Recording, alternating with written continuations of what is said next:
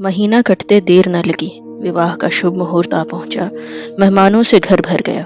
मुंशी तोताराम एक दिन पहले आ गए और उनके साथ निर्मला की सहेली भी आई। निर्मला ने बहुत आग्रह न किया था, वह खुद आने को उत्सुक थी। निर्मला की सबसे बड़ी उत्कंठा यही थी कि वर के बड़े भाई के दर्शन करूंगी और हो सका तो उसकी सद्बुद्धि पर धन्यवाद दूंगी। सुधा ने हंसकर कहा, तुम उनसे बोल सकोगी? निर्मला, क्यों, बोलने में क्या हानि है? अब तो दूसरा ही संबंध हो गया और मैं न बोल सकूंगी तो तुम तो हो ही। सुधा, ना भाई, मुझसे यह ना होगा। मैं पराये मर्द से नहीं बोल सकती, न जाने कैसे आदमी हो। निर्मला, आदमी तो बुरे नहीं हैं और फिर उनसे कुछ विवाह तो करना नहीं। जरा सा बोलने में क्या हानि है? डॉक्टर साहब यहाँ होते तो मैं तुम्हें आज्ञा दिला देती। सुधा, जो लोग हृदय के उदार होते हैं क्या चरित्र के भी अच्छे होते हैं? पराई स्त्री को घूरने में तो किसी मर्द को संकोच नहीं होता। निर्मला, अच्छा न बोलना, मैं ही बातें कर लूंगी। घूर लेंगे जितना उनसे घूरते बनेगा। बस अब तो राजी हुई? इतने में कृष्णा आकर बैठ गई। निर्मला ने मुस्कुराकर कहा, सच बता कृष्णा, तेरा मन इस वक्त क्यों उछटा हो रहा है? कृष्णा, जीजा जी बुला रहे हैं, पहले जाकर सुन आओ, पीछे गप्पे लड़ाना, बहुत बिगड़ रहे हैं। निर्मला, क्या है, तूने कुछ पूछा नहीं? कृष्णा, कुछ बीमार से मालूम होते हैं, बहुत दुबले हो गए हैं। निर्मला, तो जरा बैठकर उनका मन बहला देती, यहाँ दौड़ी क्यों चली आई? यह कहो ईश्वर ने कृपा की, नहीं तो ऐसा ही पुरुष तुझे भी मिलता। जरा बैठकर बातें करो। बूढ़े बातें बड़ी लच्छेदार करते हैं, जवान इतने डिंगियल नहीं होते। कृष्णा, नहीं बहन, तुम जाओ, मुझसे तो वहां बैठा नहीं जाता। निर्मला चली गई तो सुधा ने कृष्णा से कहा, अब तो बारात आ गई होगी, द्वार पूजा क्यों नहीं होती? कृष्णा, क्या जाने बहन, शास्त्री जी सामान इकट्ठा कर रहे हैं। सुधा, सुना है दूल्हे की भावज बड़े कड़े स्वभाव की स्त्री है। कृष्णा, कैसे मालूम? सुधा, मैंने सुना है, इसलिए चिताए देती हूँ, चार बातें गम खाकर रहना होगा। कृष्णा, मेरी झगड़ने की आदत नहीं, जब मेरी तरफ से कोई शिकायत ही ना पाएंगी तो क्या अनायास ही बिगड़ेंगी? सुधा, हाँ सुना तो ऐसा ही है, झूठ मूठ लड़ा करती हैं। कृष्णा, मैं तो 100 बात की एक बात जानती हूँ, नम्रता पत्थर को भी मोम कर देती है। सहसा शोर मचा, बारात आ रही है। दो रमणियां खिड़की के सामने बैठी। एक क्षण में निर्मला भी आ पहुंची। वर के बड़े भाई को देखने की उसे बड़ी उत्सुकता हो रही थी। सुधा ने कहा, कैसे पता चलेगा कि बड़ा भाई कौन है? निर्मला, शास्त्री जी से पूछूं तो मालूम हो, हाथी पर तो कृष्णा के ससुर महाशय हैं। अच्छा, डॉक्टर साहब यहाँ कैसे आ पहुंचे? वह घोड़े पर कौन है, देखती नहीं हो? सुधा, हाँ है तो वही। निर्मला, उन लोगों से मित्रता होगी, कोई संबंध तो नहीं है? सुधा, अब भेंट हो तो पूछूं, मुझे तो कुछ मालूम नहीं। निर्मला, पालकी में जो महाशय बैठे हैं वह तो दूल्हा के भाई जैसे नहीं दिखते। सुधा, बिल्कुल नहीं, मालूम होता है सारी देह में पेट ही पेट है। निर्मला, दूसरे हाथी पर कौन बैठा है, समझ में नहीं आता। सुधा, कोई दूल्हा का भाई नहीं हो सकता, उसकी उम्र नहीं देखती हो, 40 के ऊपर होगी। निर्मला, शास्त्री जी तो इस वक्त द्वार पूजा की फिक्र में है, नहीं तो उनसे पूछती। संयोग से नाई आ गया। संदूकों की कुंजियां निर्मला के पास थीं। इस वक्त द्वारचार के लिए कुछ रुपए की जरूरत थी, माता ने भेजा था। यह नाई भी पंडित मोटेराम जी के साथ तिलक लेकर गया था। निर्मला ने कहा, क्या अभी रुपए चाहिए? नाई, हाँ बहन जी, चलकर दे दीजिए। निर्मला, अच्छा चलती हूँ, पहले यह बता, तू दूल्हे के बड़े भाई को पहचानता है? नाई, पहचानते काहे नहीं, वह सामने है। निर्मला, कहाँ, मैं तो नहीं देखती। नाई, अरे वह जो घोड़े पर सवार हैं वही तो हैं। निर्मला ने चकित होकर कहा, क्या कहता है, घोड़े पर दूल्हे का भाई है? पहचानता है या अटकल से कह रहा है? नाई, अरे बहन जी, क्या इतना भूल जाऊंगा, अभी तो जलपान का सामान दिए चला आता हूँ। निर्मला, अरे यह तो डॉक्टर साहब हैं, मेरे पड़ोस में रहते हैं। नाई, हाँ हाँ वही तो डॉक्टर साहब हैं। निर्मला ने सुधा की ओर देखकर कहा, सुनती हो बहन इसकी बातें? सुधा ने हंसी रोककर कहा, झूठ बोलता है। नाई, अच्छा साहब, झूठ ही सही, अब बड़ों के मुंह कौन लगे, अभी शास्त्री जी से पूछवा दूंगा तब तो मानिएगा। नाई के आने में देर हुई। मोटेराम खुद आंगन में आकर शोर मचाने लगे। इस घर की मर्यादा रखना ईश्वर ही के हाथ है। नाई घंटे भर से आया हुआ है और अभी तक रुपए नहीं मिले। निर्मला, जरा यहाँ चले आइएगा शास्त्री जी, कितने रुपए दरकार हैं, निकाल दूं? शास्त्री जी भुनभुनाते और जोर जोर से हाँफते हुए ऊपर आए और एक लंबी सांस लेकर बोले, क्या है? यह बातों का समय नहीं है, जल्दी से रुपए निकाल दो। निर्मला, लीजिए, निकाल तो रही हूँ। अब क्या मुंह के बल गिर पड़ूं? पहले यह बताइए कि दूल्हे का बड़ा भाई कौन है? शास्त्री जी, राम राम, इतनी सी बात के लिए मुझे आकाश पर लटका दिया। नाई क्या न पहचानता था? निर्मला, नाई तो कहता था कि वह जो घोड़े पर सवार हैं वही हैं। शास्त्री जी, तो फिर किसे बता दें, वही तो हैं। नाई, घड़ी भर से कह रहा हूं पर बहन जी मानती ही नहीं है। निर्मला ने सुधा की ओर स्नेह, ममता, विनोद, कृत्रिम तिरस्कार की दृष्टि से देखकर कहा, अच्छा, तो तुम ही अब तक मेरे साथ यह त्रिया चरित्र खेल रही थी। मैं जानती तो तुम्हें यहाँ नहीं बुलाती। ओफो, बड़ा गहरा पेट है तुम्हारा। तुम महीनों से मेरे साथ यह शरारत करती चली आती हो और कभी भूल से भी इस विषय का एक शब्द तुम्हारे मुंह से नहीं निकला। मैं तो 2-4 ही दिन में उबल पड़ती। सुधा, तुम्हें मालूम हो जाता तो तुम मेरे यहाँ आती ही क्यों? निर्मला, गजब रे गजब, मैं डॉक्टर साहब से कई बार बातें कर चुकी हूँ। तुम्हारे ऊपर यह सारा पाप पड़ेगा। देखा कृष्णा, तूने अपनी जेठानी की शरारत, यह ऐसी मायाविनी है, इनसे डरती रहना। कृष्णा, मैं तो ऐसी देवी के चरण धो धोकर माथे पर चढ़ाऊंगी। धन्य भाग के इनके दर्शन हुए। निर्मला, अब समझ गई, रुपए भी तुम्ही ने भिजवाए होंगे। अब सिर हिलाया तो सच कहती हूँ, मार बैठूंगी। सुधा, अपने घर बुलाकर मेहमान का अपमान नहीं किया जाता। निर्मला, देखो तो अभी कैसी कैसी खबरें लेती हूँ। मैंने तुम्हारा मान रखने को जरा सा लिख दिया था और तुम सचमुच आ पहुंची। भला वहां वाले क्या कहते होंगे? सुधा, सबसे कहकर आई हूँ। निर्मला, अब तुम्हारे पास कभी ना जाऊंगी। इतना तो इशारा कर देती कि डॉक्टर साहब से पर्दा रखना। सुधा, उनके देख लेने ही से कौन बुराई हो गई? न देखते तो अपनी किस्मत को रोते कैसे? जानते कैसे कि लोभ में पड़कर कैसी चीज खो दी? अब तो तुम्हें देखकर लाला जी हाथ मलकर रह जाते हैं। मुंह से तो कुछ नहीं कहते पर मन में अपनी भूल पर पछताते हैं। निर्मला, अब तुम्हारे घर कभी ना आऊंगी। सुधा, अब पिंड नहीं छूट सकता। मैंने कौन तुम्हारे घर की राह नहीं देखी है। द्वार पूजा समाप्त हो चुकी थी। मेहमान लोग बैठे जलपान कर रहे थे। मुंशी जी की बगल में ही डॉक्टर सिन्हा बैठे हुए थे। निर्मला ने कोठे पर चिक की आड़ से उन्हें देखा और कलेजा थाम कर रह गई। एक आरोग्य, यौवन और प्रतिभा का देवता था, पर दूसरा, इस विषय में कुछ न कहना ही उचित है। निर्मला ने डॉक्टर साहब को सैकड़ों ही बार देखा था पर आज उसके हृदय में जो विचार उठे वे कभी न उठे थे। बार बार यही जी चाहता था कि बुलाकर खूब फटकारूं, ऐसे ऐसे ताने मारूं कि वह भी याद करें। रुला रुला कर छोड़ूं मगर रहम करके रह जाती थी। बारात जनवासे चली गई थी। भोजन की तैयारी हो रही थी। निर्मला भोजन के थाल चुनने में व्यस्त थी। सहसा महरी ने आकर कहा, बिट्टी, तुम्हें सुधा रानी बुला रही हैं, तुम्हारे कमरे में बैठी हैं। निर्मला ने थाल छोड़ दिए और घबराई हुई सुधा के पास आई मगर अंदर कदम रखते ही ठिठक गई। डॉक्टर सिन्हा खड़े थे। सुधा ने मुस्कुराकर कहा, लो बहन, बुला लिया। अब जितना चाहो फटकारो, मैं दरवाजा रोके खड़ी हूँ, भाग नहीं सकते। डॉक्टर साहब ने गंभीर भाव से कहा, भागता कौन है, यहाँ तो सिर झुकाए खड़ा हूँ।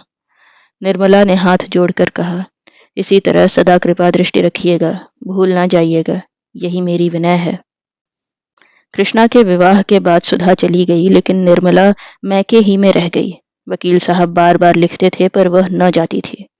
वहां जाने को उसका जीना चाहता था। वहां कोई ऐसी चीज न थी जो उसे खींच ले जाए। यहाँ माता की सेवा और छोटे भाइयों की देखभाल में उसका समय बड़े आनंद से कट जाता था। वकील साहब खुद आते तो शायद वह जाने पर राजी हो जाती लेकिन इस विवाह में मोहल्ले की लड़कियों ने उनकी वह दुर्गत की थी कि बेचारे आने का नाम ही न लेते थे। सुधा ने भी कई बार पत्र लिखा पर निर्मला ने उससे भी हीले हवाले किया। आखिर एक दिन सुधा ने नौकर को साथ लिया और स्वयं आ धमकी। जब दोनों गले मिल चुकी तो सुधा ने कहा, तुम्हें तो वहां जाते मानो डर लगता है।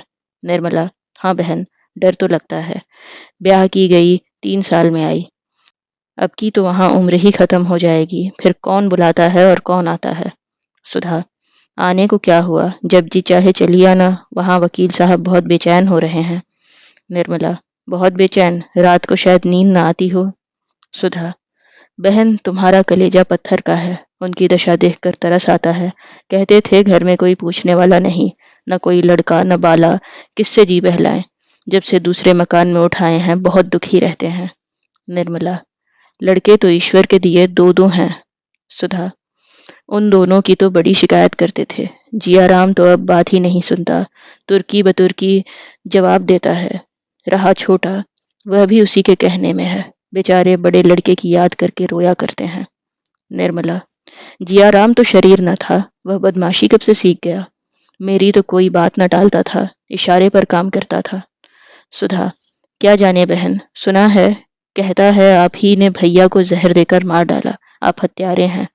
कई बार तुमसे विवाह करने के लिए ताने दे चुका है। ऐसी ऐसी बातें कहता है कि वकील साहब रो पड़ते हैं। अरे, और तो क्या कहूँ, एक दिन पत्थर उठाकर मारने दौड़ा था। निर्मला ने गंभीर चिंता में पड़कर कहा, यह लड़का तो बड़ा शैतान निकला। उससे यह किसने कहा कि उसके भाई को उन्होंने जहर दे दिया है। सुधा, वह तुम ही से ठीक होगा। निर्मला को यह नई चिंता पैदा हुई। अगर जिया का यही रंग है, अपने बाप से लड़ने पर तैयार रहता है, तो मुझसे क्यों दबने लगा। वह रात को बड़ी देर तक इसी फिक्र में डूबी रही। मनसाराम की आज उसे बहुत याद आई।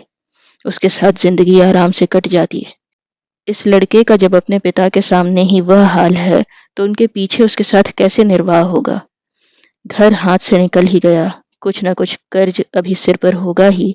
आमदनी का यह हाल, ईश्वर ही बेड़ा पार लगाएंगे। आज पहली बार निर्मला को बच्चों की फिक्र हुई। इस बेचारी का न जाने क्या हाल होगा।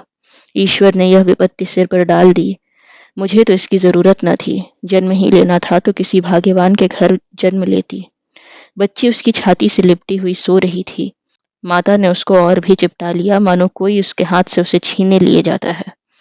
निर्मला के पास ही सुधा की चारपाई थी। निर्मला तो चिंता के सागर में गोता खा रही थी और सुधा मीठी नींद का आनंद उठा रही थी। क्या उसे अपने बालक की फिक्र सताती है। मृत्यु तो बूढ़े और जवान का भेद नहीं करती, फिर सुधा को चिंता क्यों नहीं सताती। उसे तो कभी भविष्य की चिंता से उदास नहीं देखा।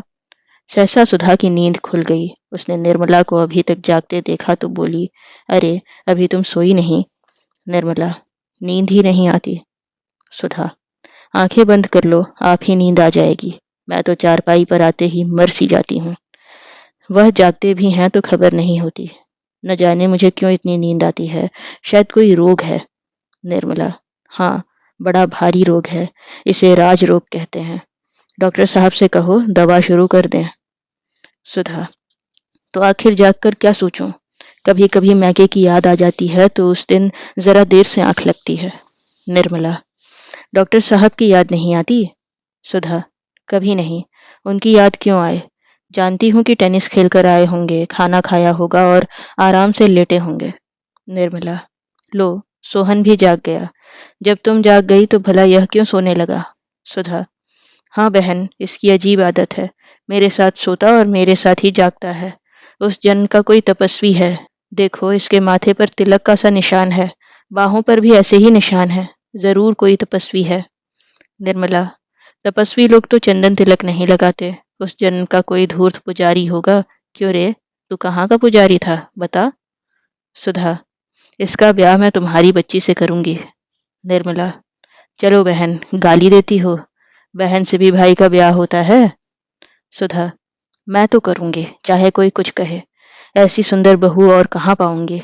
जरा देखो तो बहन, इसकी देह कुछ गर्म है या मुझे ही मालूम होती है। निर्मला ने सोहन का माथा छूकर कहा, नहीं नहीं, देह गर्म है। यह ज्वर कब आ गया, दूध तो पी रहा है ना। सुधा, अभी सोया था तब तो देह ठंडी थी, शायद सर्दी लग गई।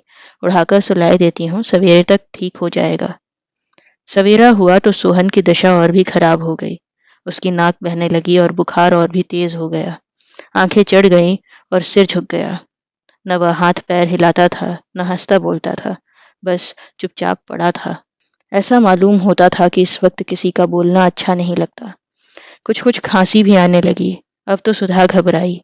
निर्मला की भी राय हुई कि डॉक्टर साहब को बुलाया जाए, लेकिन उसकी बूढ़ी माता ने कहा, डॉक्टर हकीम का यहाँ कुछ काम नहीं। साफ तो देख रही हूँ कि बच्चे को नजर लग गई है, भला डॉक्टर आकर क्या करेंगे।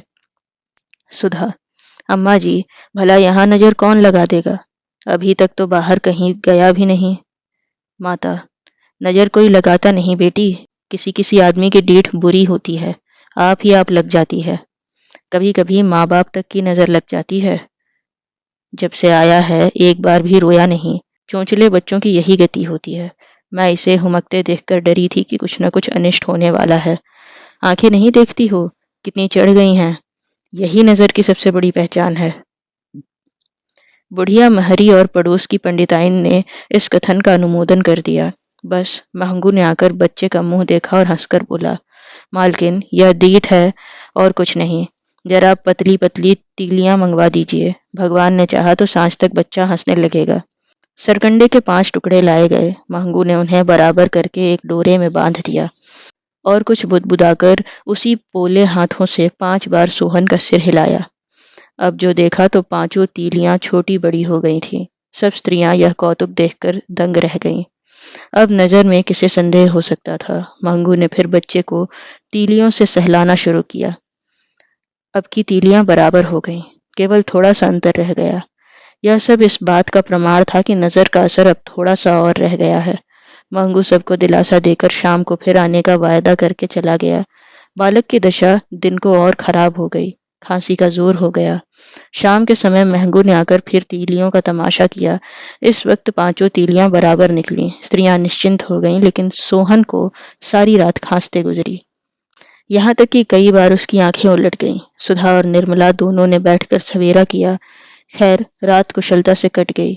अब वृद्धा माताजी नया रंग लाईं। महंगू नजर न उतार सका, इसलिए अब किसी मौलवी से फूंक डलवाना जरूरी हो गया। सुधा फिर भी अपने पति को सूचना न दे सकी। महरी सोहन को एक चादर से लपेटकर एक मस्जिद में ले गई और फूंक डलवा लाई। शाम को भी फूंक छोड़ी, पर सोहन ने सिर न उठाया। रात आ गई। सुधा ने मन में निश्चय किया कि रात कुशल से बीतेगी तो प्रातःकाल पति को तार दूंगी। लेकिन रात कुशल से न बीतने पाई। आधी रात जाते जाते बच्चा हाथ से निकल गया। सुधा की जीवन संपत्ति देखते ही देखते उसके हाथों से छिन गई।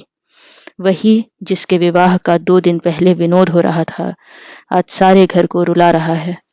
जिसकी भोली भाली सूरत देखकर माता की छाती फूल उठती थी, उसी को देखकर आज माता की छाती फटी जाती है। सारा घर सुधा को समझाता था, पर उसके आंसू न थमते थे। सब्र न होता था। सबसे बड़ा दुख इस बात का था कि पति को कौन मुंह दिखाऊंगी। उन्हें खबर तक न दी। रात ही को तार दे दिया गया और दूसरे दिन डॉक्टर सिन्हा 9 बजते बजते मोटर से आ पहुंचे। सुधा ने उनके आने की खबर पाई तो और भी फूट फूट कर रोने लगी। बालक की जल क्रिया हुई। डॉक्टर साहब कई बार अंदर आए, किंतु सुधा उनके पास न गई। उनके सामने कैसे जाए, कौन मुंह दिखाए। उसने अपनी नादानी से उनके जीवन का रत्न छीनकर दरिया में डाल दिया। अब उनके पास जाते उसकी छाती के टुकड़े टुकड़े हुए जाते थे।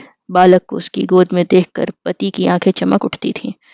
बालक हुमक कर पिता की गोद में चला जाता था। माता फिर बुलाती तो पिता की छाती से चिपट जाता था और लाख चुमकारने दुलारने पर भी बाप की गोद न छोड़ता था। तब माँ कहती थी, बड़ा मतलबी है। आज वह किसे गोद में लेकर पति के पास जाएगी। उसकी सूनी गोद देखकर कहीं वह चिल्लाकर रो न पड़े।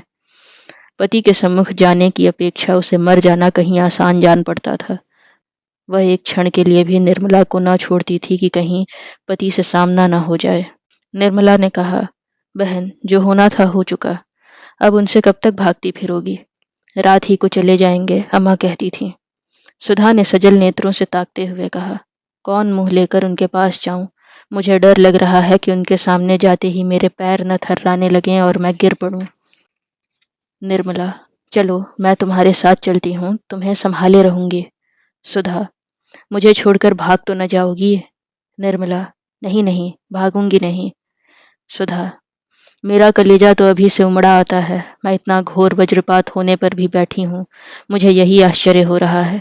सोहन को वह बहुत प्यार करते थे बहन। न जाने उनके चित्त की क्या दशा होगी। मैं उन्हें ढाढ़स क्या दूंगी, आप ही रोती रहूंगी। क्या रात ही को चले जाएंगे। निर्मला, हाँ, अम्मा जी तो कहती थी छुट्टी नहीं ली है। दोनों सहेलियां मर्दाने कमरे की ओर चलीं, लेकिन कमरे के द्वार पर पहुंचकर सुधा ने निर्मला को विदा कर दिया। अकेली कमरे में दाखिल हुई। डॉक्टर साहब घबरा रहे थे कि न जाने सुधा की क्या दशा हो रही है। भांति भांति की शंकाएं मन में आ रही थीं। जाने को तैयार बैठे थे, लेकिन जी न चाहता था। जीवन शून्य सा मालूम होता था। मन ही मन कुढ़ रहे थे। अगर ईश्वर को इतनी जल्दी यह छीन लेना था तो दिया ही क्यों था। उन्होंने तो कभी संतान के लिए ईश्वर से प्रार्थना न की थी। वह आजन्म निसंतान रह सकते थे, पर संतान पाकर उससे वंचित हो जाना उन्हें असह्य जान पड़ता था। क्या सचमुच मनुष्य ईश्वर का खिलौना है? क्या यही मानव जीवन का महत्व है, या केवल बालकों का घरौंदा है, न जिसके बनने का कोई हेतु है न बिगड़ने का। फिर बालकों को भी तो अपने घरौंदे से, कागज की नावों से, लकड़ी के घोड़ों से ममता होती है। अच्छे खिलौने को वह जान के पीछे छिपा कर रखते हैं। अगर ईश्वर बालक ही है तो वह विचित्र बालक है। किंतु बुद्धि तो ईश्वर का यह रूप स्वीकार नहीं करती। अनंत सृष्टि का कर्ता उदंड बालक नहीं हो सकता। हम उसे उन सारे गुणों से वशीभूत करते हैं जो हमारी बुद्धि की पहुंच से बाहर है। खिलाड़ीपन तो उन महान गुणों में नहीं। क्या हंसते खेलते बालकों का प्राण हर लेना कोई खेल है? क्या ईश्वर ऐसा पैशाचिक खेल खेलता है? सहसा सुधा दबे पांव कमरे में दाखिल हुई। डॉक्टर साहब उठ खड़े हुए और उसके समीप आकर बोले, तुम कहाँ थी सुधा? मैं तुम्हारी राह देख रहा था। सुधा की आंखों में कमरा तैरता हुआ जान पड़ा।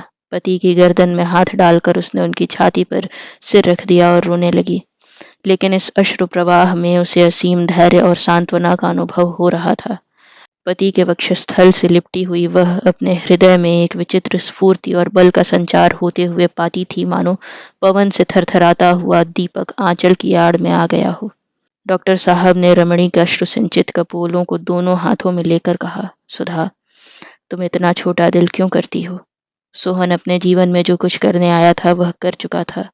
फिर वह क्यों बैठा रहता? जैसे कोई वृक्ष जल और प्रकाश से बढ़ता है, लेकिन पवन के प्रबल झोंकों ही से सुदृढ़ होता है, उसी भांति प्रणय भी दुख के आघातों ही से विकास पाता है। खुशी के साथ हंसने वाले बहुतेरे मिल जाते हैं। रंज में जो साथ रोए वही सच्चा मित्र है। जिन प्रेमियों को साथ रोना नहीं नसीब हुआ, वे मोहब्बत के मजे क्या जाने। सोहन की मृत्यु ने आज हमारे द्वैत को बिल्कुल मिटा दिया। आज ही हमने एक दूसरे का सच्चा स्वरूप देखा। सुधा ने ससकते हुए कहा, मैं नजर के धोखे में थी। हाय, तुम उसका मुंह भी नहीं देखने पाए। न जाने इन दिनों उसे इतनी समझ कहाँ से आ गई थी। जब मुझे रोते देखता तो अपने कष्ट भूलकर मुस्कुरा देता। तीसरे ही दिन मेरे लाडले की आंख बंद हो गई। कुछ दवा दर्पण भी न करने पाई। यह कहते कहते सुधा के आंसू फिर उमड़ आए। डॉक्टर सिन्हा ने उसे सीने से लगाकर करुणा से कांपती हुई आवाज में कहा, प्रिय, आज तक कोई ऐसा बालक या वृद्ध न मरा होगा जिससे घर वालों की दवा दर्पण की लालसा पूरी हो गई हो। सुधा, निर्मला ने मेरी बड़ी मदद की। मैं तो एक आध झपकी ले भी लेती थी, पर उसकी आंखें नहीं झपकी। रात रात लिए बैठी या टहलती रहती थी। उसके एहसान कभी न भूलूंगी। क्या तुम आज ही जा रहे हो? डॉक्टर सिन्हा, हाँ, छुट्टी लेने का मौका न था। सिविल सर्जन शिकार खेलने गया हुआ था। सुधा, यह बस हमेशा शिकार ही खेला करते हैं? डॉक्टर सिन्हा, राजाओं को और काम ही क्या है? सुधा, मैं तो आज न जाने दूंगी। डॉक्टर सिन्हा, जी तो मेरा भी नहीं चाहता। सुधा, तो मत जाओ, तार दे दो। मैं भी तुम्हारे साथ चलूंगी। निर्मला को भी लेती चलूंगी। सुधा वहां से लौटी तो उसके हृदय का बोझ हल्का हो गया था। पति की प्रेमपूर्ण कोमल वाणी ने उसके सारे शोक और संताप का हरण कर लिया था। प्रेम में असीम विश्वास है, असीम धैर्य है और असीम बल है।